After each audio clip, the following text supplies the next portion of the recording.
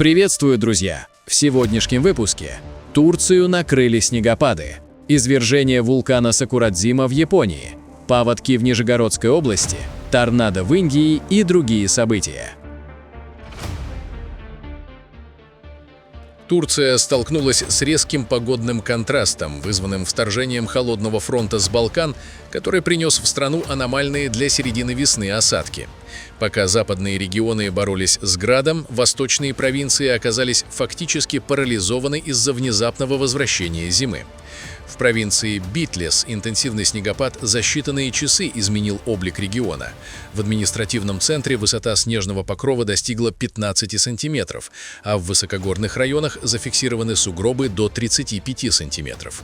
Стихия отрезала от внешнего мира 84 населенных пункта, дорожное сообщение с которыми было полностью прервано.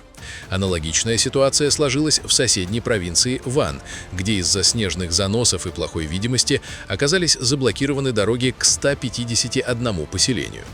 Тем временем на западе Турции, в Стамбуле, спокойный весенний день сменился штормом. Город накрыл сильный ливень, который быстро перешел в крупный град, особенно сильно ударивший по районам Султан-Гази и Кючук-Чекмеджи. Улицы мегаполиса покрылись слоем льда. Сильные осадки вызвали транспортный коллапс и затопление подземных переходов на станции метро Меджидиекёй. Метеорологи предупреждают, что понижение температуры на 10-15 градусов продержится еще несколько дней и создаст риски заморозков в центральных и восточных частях страны.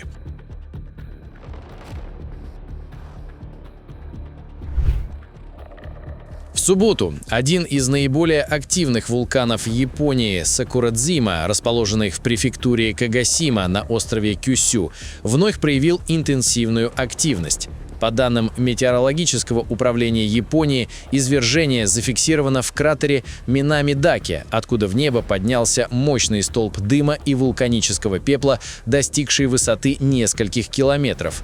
Выброс сопровождался разлетом крупных вулканических камней на расстояние до 2 километров от кратера. Власти сохранили для вулкана действующий 3-й уровень опасности по 5-бальной шкале.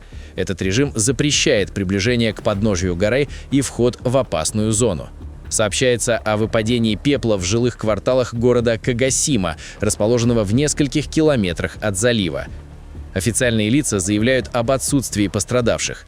Вулканологи отмечают, что текущая серия извержений является продолжением фазы повышенной активности, наблюдаемой в последние месяцы, и предупреждают о вероятности повторных взрывных выбросов в течение ближайших суток. В селе Кантаурово Борского района Нижегородской области сложилась серьезная паводковая ситуация из-за подъема уровня воды в реке Линда. Оказались подтоплены 180 приусадебных участков. Основной удар стихии пришелся на улицу Заречную, где вода вплотную подошла к жилым постройкам. Ситуация осложняется тем, что вода продолжает прибывать, охватывая новые территории в пойме реки. В Борском округе ведется круглосуточный мониторинг обстановки. Спасательные службы находятся в режиме повышенной готовности. По состоянию на середину апреля паводок затронул уже 27 муниципалитетов региона, причем общее число подтопленных участков в области превысило 1000. Специалисты отмечают, что хотя в некоторых районах области уже наблюдается спад воды, в низинах Линды пик половодья еще не пройден.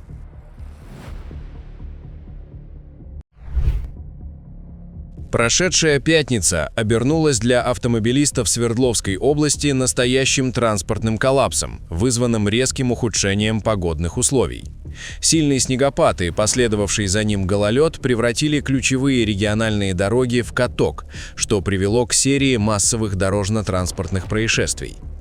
Наиболее сложная ситуация сложилась на Серовском тракте, где из-за несоблюдения дистанции и несоответствия скорости дорожным условиям произошла цепь аварий.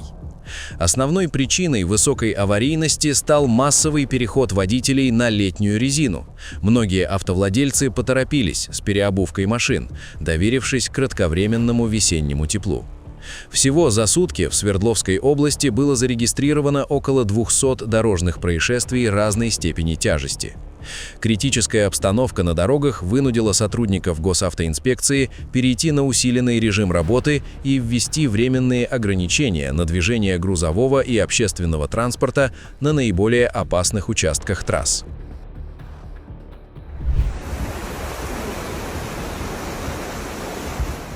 В субботу столица провинции Асир, город Абха, оказалась в эпицентре мощного атмосферного фронта, принесшего с собой экстремальные осадки в виде проливных дождей и крупного града.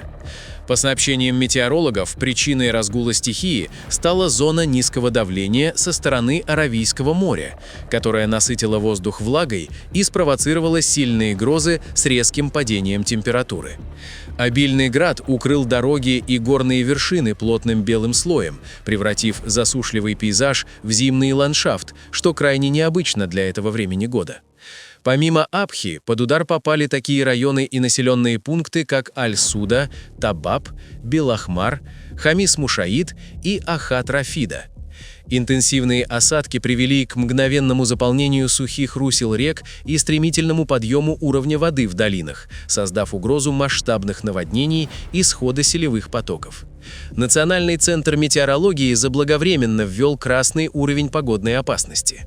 Власти призвали жителей и туристов проявлять предельную осторожность, избегать низин, не пересекать затопленные участки дорог и держаться подальше от горных обрывов. В связи с чрезвычайной ситуацией службы гражданской обороны, муниципальные бригады и спасательные команды Саудовского Красного полумесяца были переведены в режим максимальной оперативной готовности.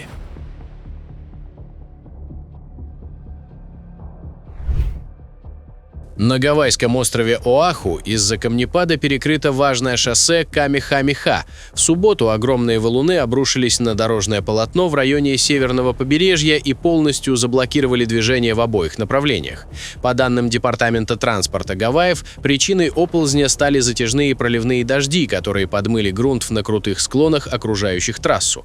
Очевидцы сообщают, что грохот от падения скальных обломков был слышен за несколько миль. Падающие камни повредили защитные барьеры и часть асфальтового покрытия. Полиция штата организовала объездные маршруты, но водителям настоятельно рекомендуется избегать поездок в этот район, так как расчистка завалов и инженерная оценка безопасности участка могут занять несколько суток. Информации о пострадавших или поврежденных транспортных средствах на данный момент не поступало.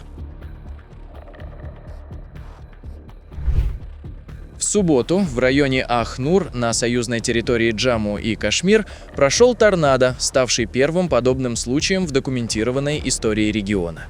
По данным метеорологического департамента, воронка образовалась в открытом поле в районе Девипур. Появление торнадо вызвало панику среди местных жителей, ранее не сталкивавшихся с подобными природными явлениями. Атмосферный вихрь сформировался в результате резкого изменения погоды, когда ясное небо сменилось грозовыми тучами и шквалом. В результате прохождения торнадо никто не пострадал. Эксперты отмечают, несмотря на то, что для Джамму характерны сильные грозы, формирование полноценного торнадо является аномалией для этой местности, хотя аналогичные случаи наблюдались в соседнем Пенджабе годом ранее. В пятницу вечером в промышленном секторе Колледж-Пойнт в Куинсе пожар пятой степени сложности практически полностью уничтожил крупное складское здание. Первые сообщения о запахе гари и задымлении поступили в диспетчерскую службу пожарного департамента Нью-Йорка около 19:30, и уже через несколько минут прибывшие на место расчеты столкнулись с интенсивным открытым горением на втором этаже строения. Площадь пожара превышала 6000 квадратных метров. Внутри здания находились деревообрабатывающее производство и склад пиломатериалов, что создало колоссальную топливную нагрузку и позволило огню распространиться с огромной скоростью. Из-за экстремально высокой температуры и явной угрозы обрушения кровли и перекрытий командование приняло решение вывести личный состав из помещений и перейти к наружному тушению. Огромный столб густого черного дыма был виден за десятки километров и достиг северных границ округа Уэст-Честер. В связи с этим власти города Маунт-Вернон выпустили предупреждение для жителей о сильном запахе запахе гари и рекомендовали закрыть окна. Благодаря оперативным действиям пожарных удалось не допустить перекидывания пламени на соседние коммерческие объекты и стоянки автомобилей. Сообщений о пострадавших среди гражданских лиц или спасателей не поступало, причины возникновения огня устанавливаются.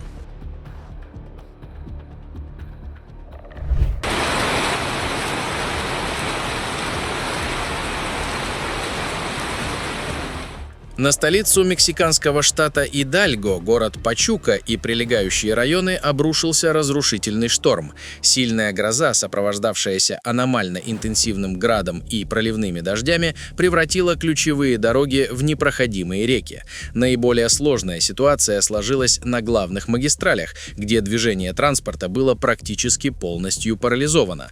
Толстый слой ледяной крупы в сочетании с потоками воды создал опасные условия для водителей. При этом уровень затопления в низинах достигал 50 сантиметров.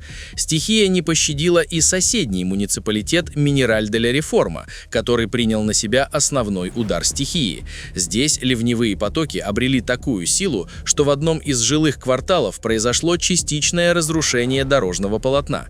Местные власти сообщили о затоплении нескольких крупных жилых комплексов, где вода проникла в подвальные помещения и затопила первые этажи. Осложнение дорожной обстановки привело к череде ДТП, наиболее серьезное из которых произошло на скользком участке трассы из-за плохой видимости и отсутствия сцепления с дорогой.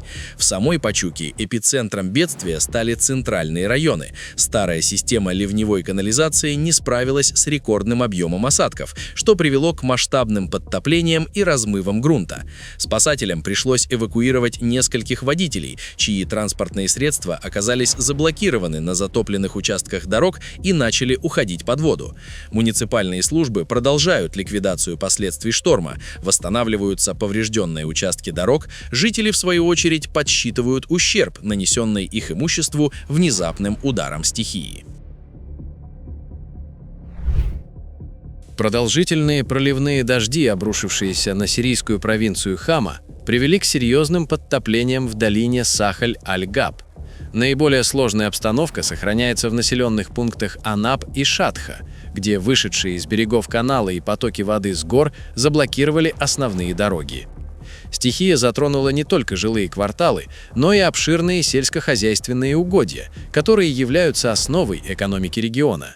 В ряде деревень вода затопила подвальные помещения и первые этажи домов, заставив десятки семей временно покинуть свои жилища. Гуманитарные организации выражают особую обеспокоенность состоянием лагерей для перемещенных лиц, расположенных в низменностях, где примитивные дренажные системы не справляются с аномальным объемом осадков. Власти провинции Хама призывают жителей сохранять осторожность из-за сохраняющейся угрозы новых паводков в ближайшие дни.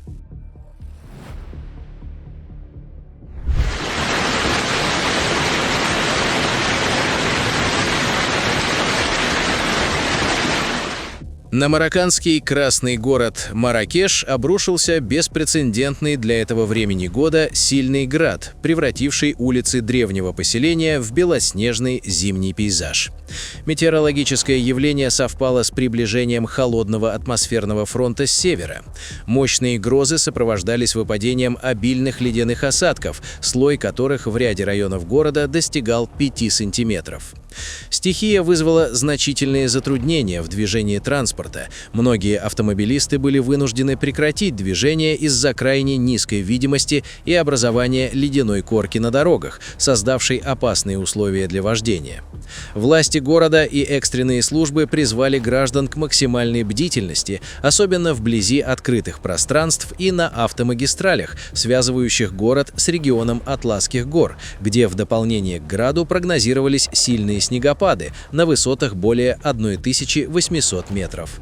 Метеорологи предупреждают о сохранении риска локальных штормов и ливней в провинциях Аль-Хаус и Марракеш в течение выходных.